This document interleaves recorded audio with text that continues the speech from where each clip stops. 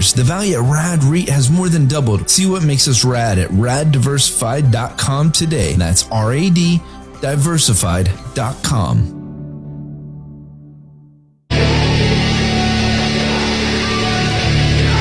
842 at K-Fire Guns and the 701 celebrating the Second Amendment. Does it apply to cannons, though? Yeah, absolutely. I love this story. It's fantastic. Little neighbor dispute, Civil War cannon. Hey, come on now. I'm protected. Well, how big can a gun be before it's no longer a gun, I guess is the question. They're all guns to me, Todd, as long as you can afford it and got a place to store it, I guess. Well, but, yeah. What are you putting nuclear arms in this argument, or? Well, I guess can you shoot those out of a gun? Well, I mean, again, what constitutes a gun?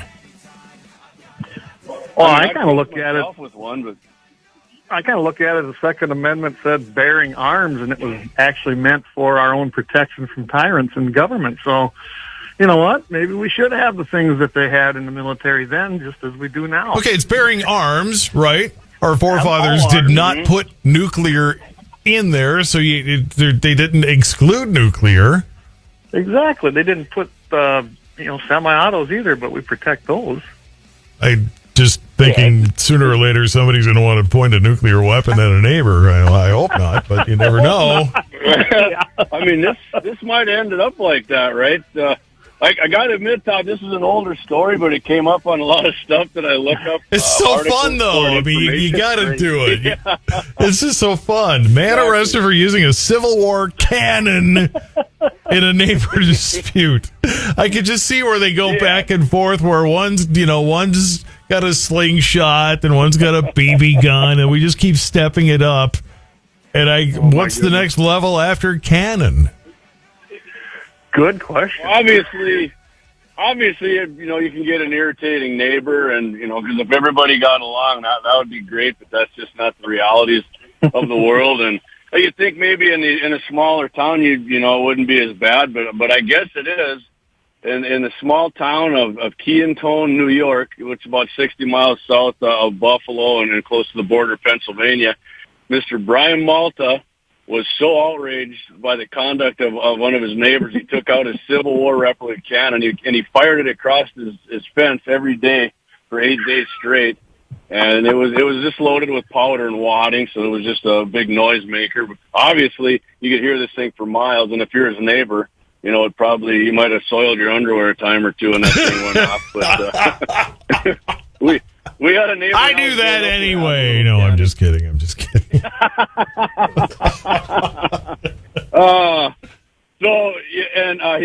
not illegal to own a cannon. Attention, President Biden.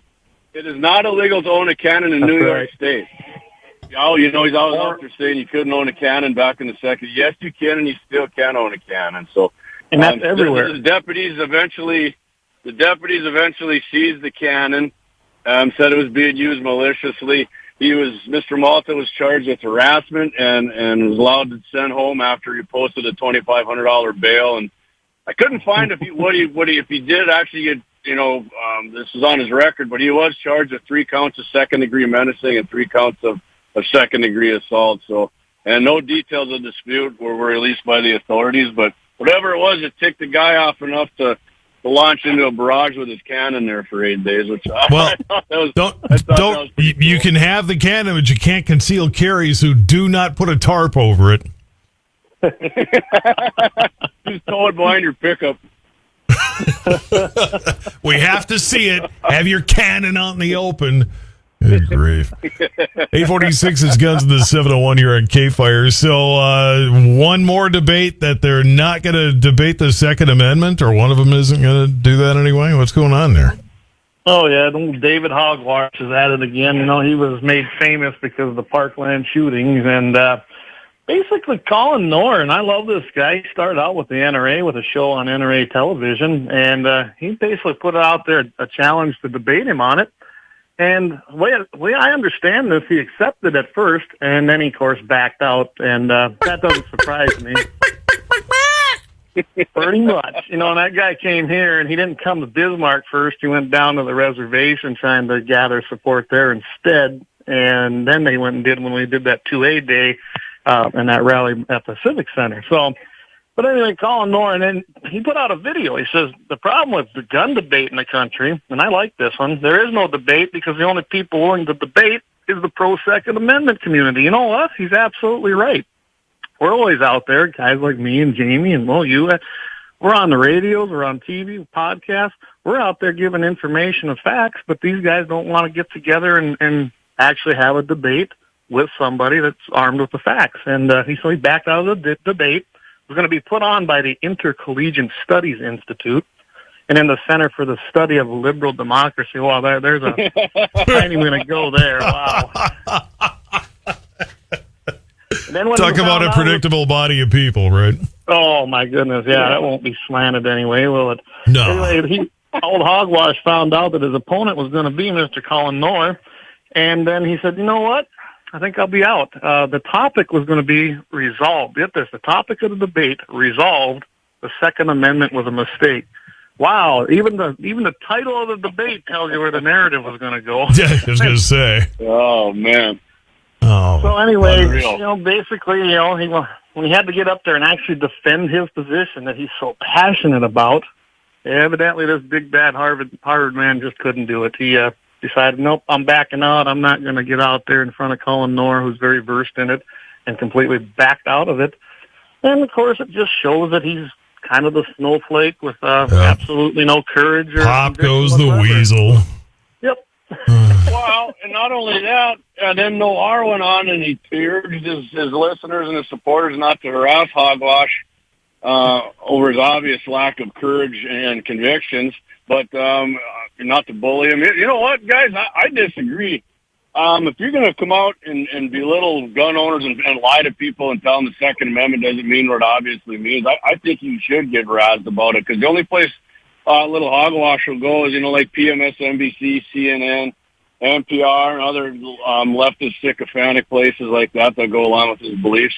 He gets challenged and then he drops out. So I think he should get razzed for it. He's throwing out vulgar things about the NRA and its members and gun owners, Todd, that would get me kicked off your show forever. And he's not the first guy who backed out. He's not the first guy who backed out when they found out Mr. Noir was going to be their opponent.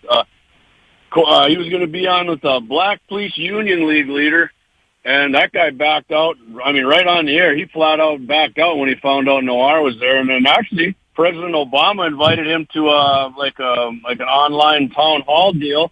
And when when found out Noir was going to have a Second Amendment related question, he got an email saying, I guess we're going to go a different direction. You're disinvited. We want a different question. But of course, when he watched it, one of Obama's people, one of his fans, gave him a softball question about of course.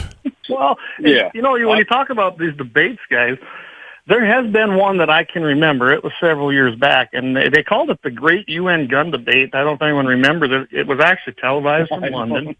Rebecca Peters, who was with the International Action Network, I remember this, in Small Arms, within the UN, and Wayne LaPierre. And Wayne LaPierre, actually, he didn't do too bad on that, and that's probably the last time I saw any huge gun debate that had any kind of a presence or any kind of a public audience, and no one else has really accepted the challenge since then, it seems like. That Rebecca Peters, was she like Australian or New Zealander play, if I remember right? She was from one of them socialist countries that didn't have any... I remember seeing a clip of her there, and she was talking about your gun rights, and I know it's your hobby. Find another one.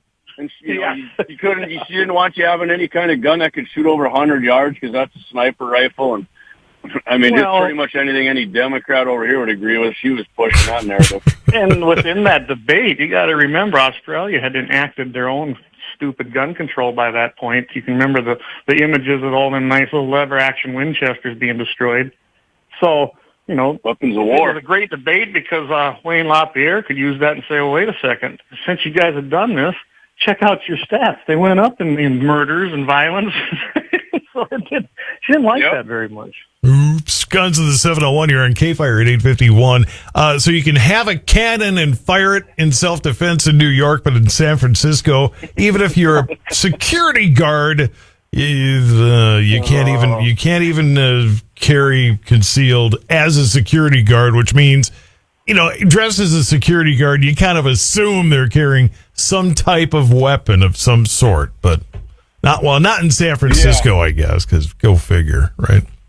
Well, apparently Michael Anthony, Todd, was involved in a shooting while he was on duty. Like he said, he was wearing a sweatshirt, but it didn't have the Bureau of Security and Investigative Services approved patches on each shoulder that read private security and included the name of the company Mr. Anthony was employed by.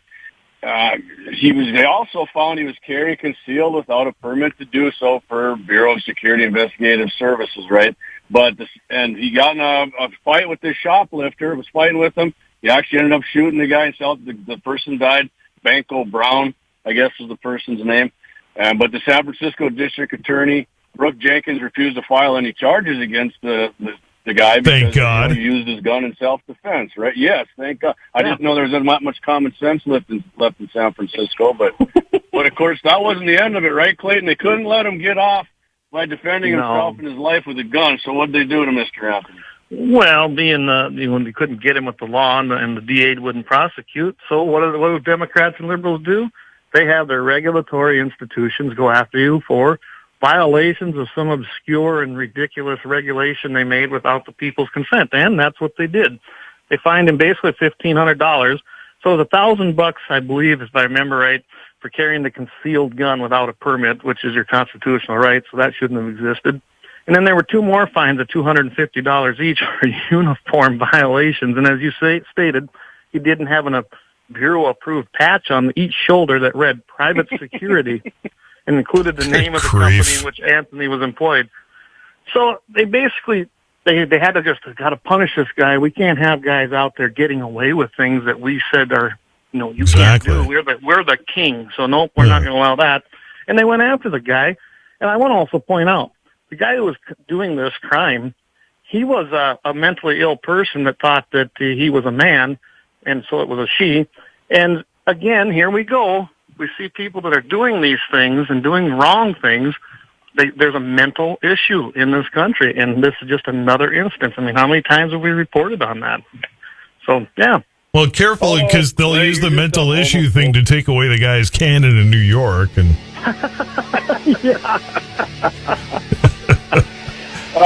Guns of the 701 Fridays here with Mitchell in the morning on K-Fire. And where else? iHeartRadio. There you go. That's the right answer. Oh, yeah, baby. That's the right answer. We got on iHeart, guaranteed.